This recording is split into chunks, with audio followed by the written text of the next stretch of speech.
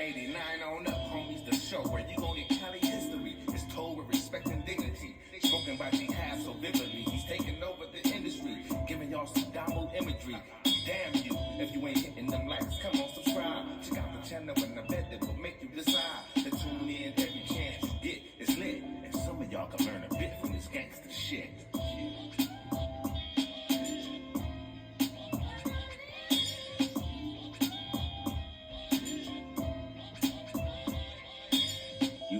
YouTube, what it do, loved ones? You know the motto, if you can, after the story, go over there, hit us with a like, which is a thumbs up, and that'll let us know we kicking our stuff.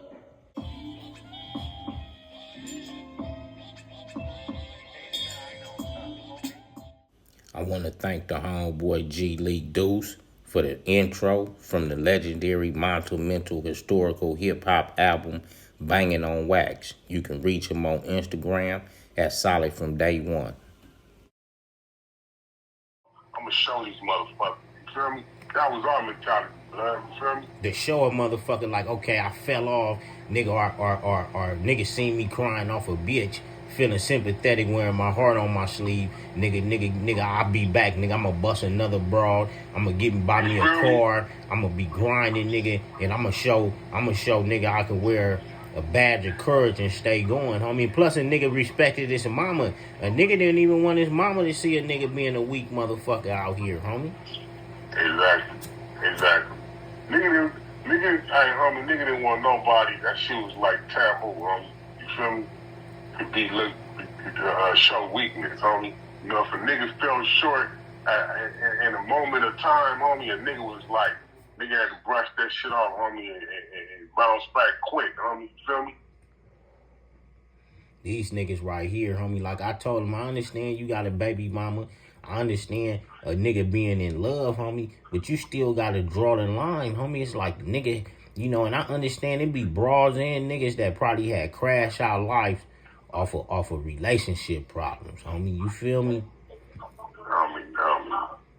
Motherfuckers just gotta know, bro. Like, yeah, it's you know, love hurts, my nigga, but at the same time, time heals a lot of shit, bro. Like, you can be stressed out, in love with a bitch, you know what I mean, sad as a motherfucker, heartbroken, but in time, nigga, that shit'll pass, homie. You feel me?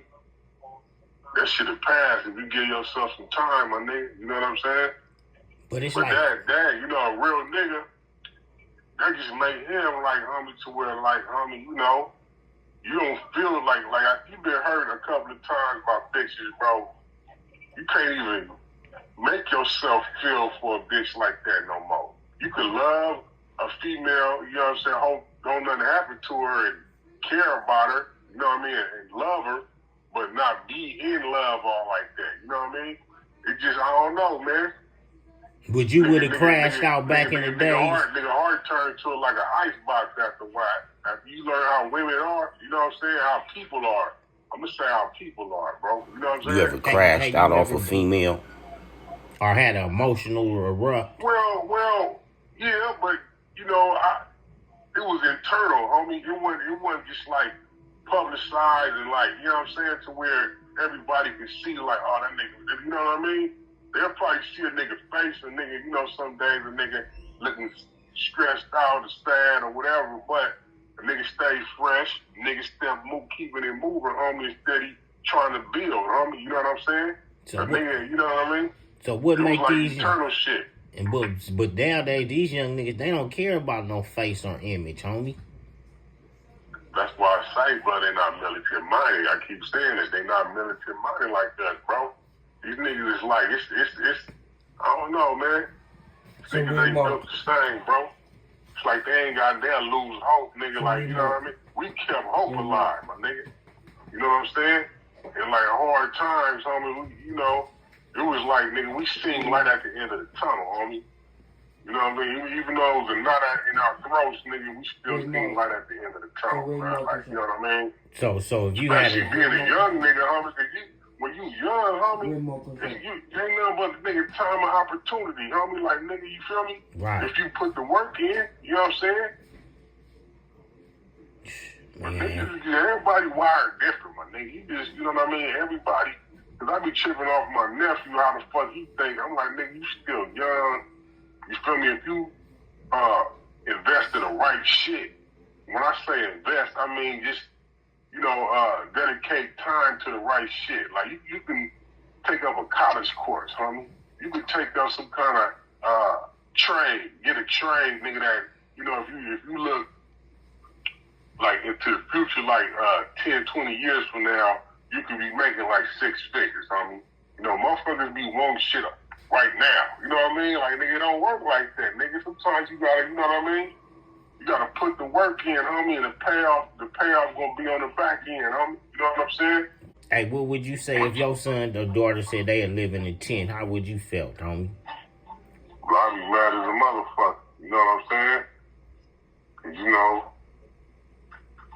Cause I know you didn't raise them to where, you know what I'm saying, on a certain level, like for them to, you know what I'm saying, strive to be on a certain level, you know what I'm saying? And here it is, nigga, you going against everything I installed in you. I'm talking about you living in 10, nigga. What the fuck wrong with you? But nigga, just cause a motherfucker say something don't mean that he gonna do it. God want to hear from you. You're not gonna listen to nothing I have to say, because I already said it already. Now you got to go deal with the Lord on that, bro. So because ain't nothing I can hope for gonna move a mountain for you. But I know what I hope for me and my family here. God looks out for me because I'm doing right by my 2 sons and by your mother. Okay, He know you're grown with a child. He wants you to take care of that child. God honors children. He loves children. That's why He will tear your ass up for messing with a child. So allow God to chastise him and hope that he have hope that his life goes up the ladder like you had hope when you was raising him and Wallace and TJ and all them kids. You who was there, they was kids. They was hoping on you, right? Exactly. Okay, and you was hoping on God that He would continue to bring money into your life so that you were able to help them with the bills and keep food in the house and able to take them different places and keep a car running when y'all able to go to and forth, all that. Think about that shit, Trey. How many times we left the house and jumped in the car and talked to the Lord and hope that we can go around here and twist this sack real quick and pay the rent or help pay the gas bill or get the car fixed and all that shit. That shit went on for years. And they don't have a clue. Well, could they seen a motherfucker not punching the clock at that time? Man. Or have to stay out a half of the night because you got to make some money. You got to stay out there. You want to really be at home. They have no fucking idea what we went through.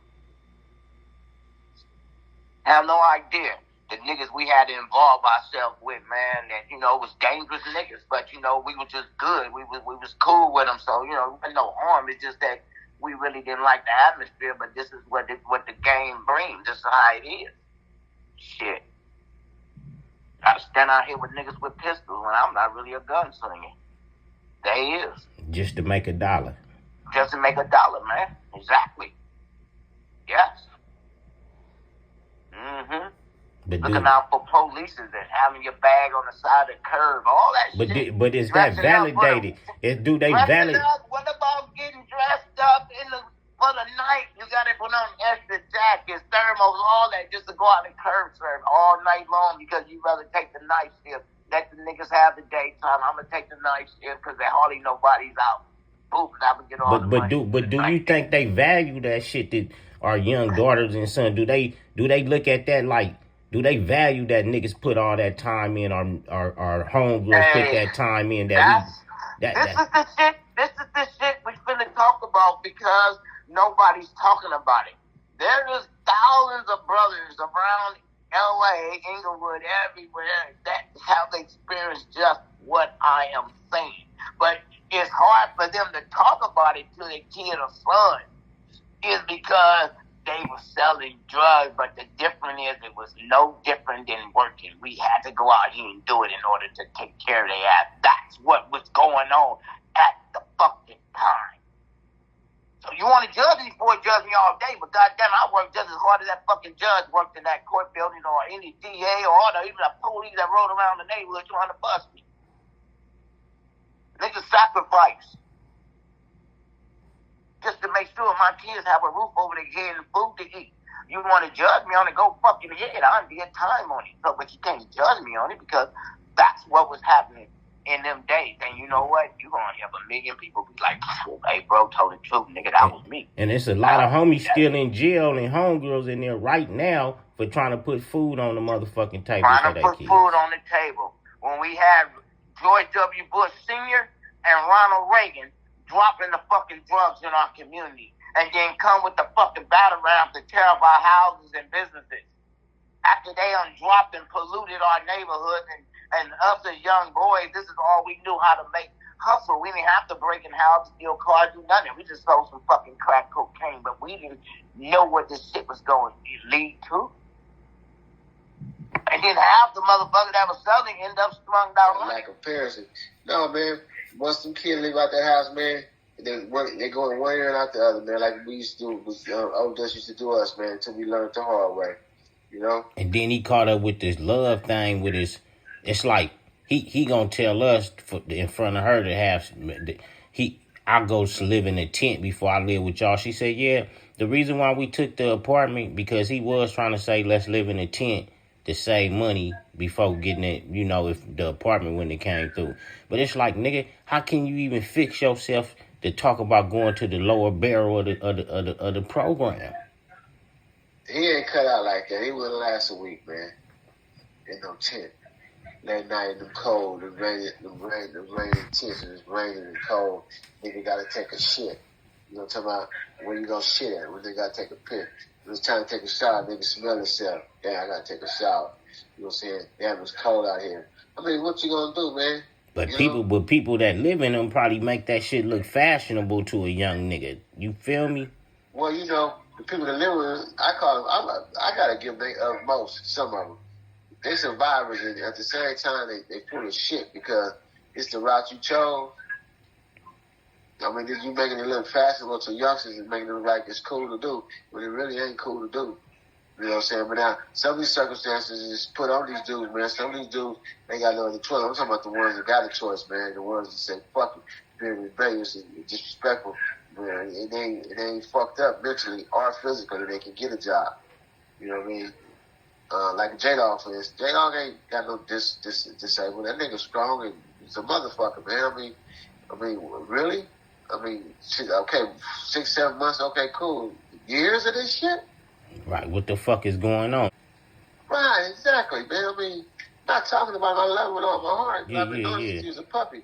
But how long is this shit gonna do this shit, man? And they give you, from my understanding, they give it shit to people down there, motels to go live in. You don't want to go live in a motel room for now? TV shower. I mean, come on, man. Bitch, ain't no broad in the world that motherfucking fine or got that much good pussy that I'm going to live in a tent and wait on you to live in a tent with you. I can't do it. I got too much pride. I got too much respect for myself, and I got too much game. This generation, they don't got no pride. They don't give a fuck. They don't give a fuck what a nigga think. They'll show their ass in the street and come back around with their chest out like, nigga, that's normal. Yeah. Well, they figure like this, man. Like this little cat was telling me. They figure like, well, I ain't the only one doing it, you know? Right. So, birds of the feather fly together. If a nigga want to live like that, man, what can I say, man? Good luck, man. God bless you, man. Be careful, you know?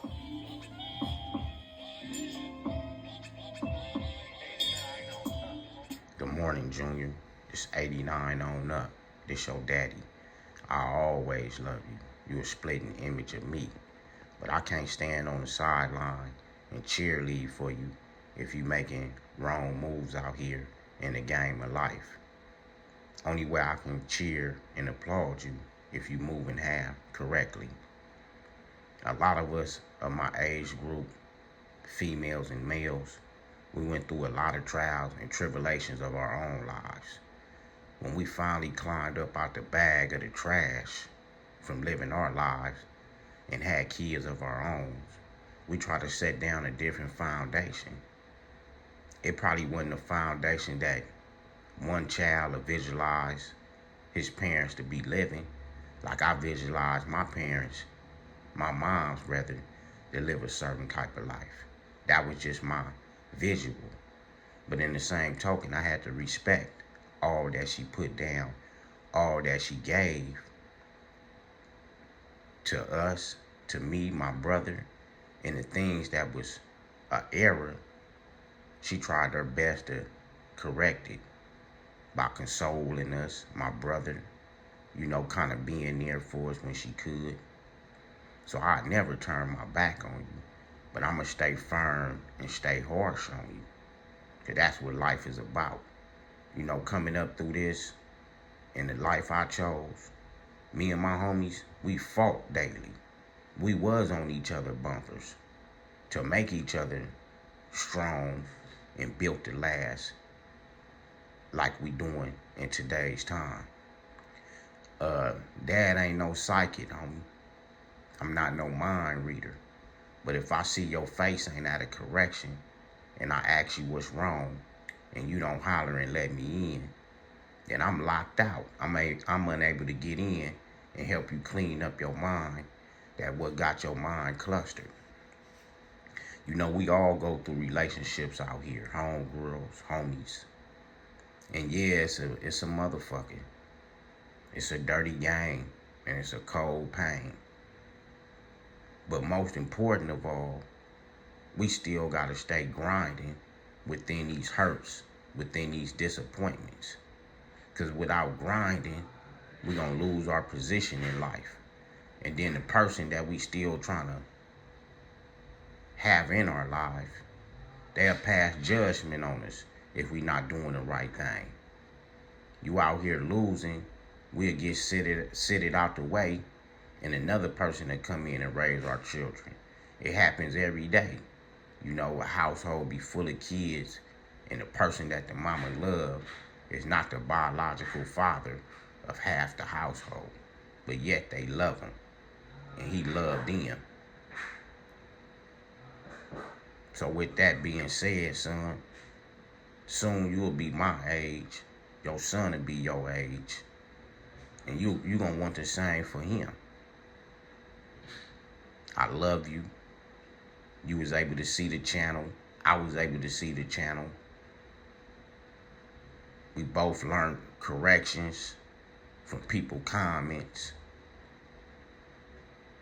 So I'm just gonna let you know I love you. You already know you like one of my favorites. Always catered to you, always pampered you and babied you coming up.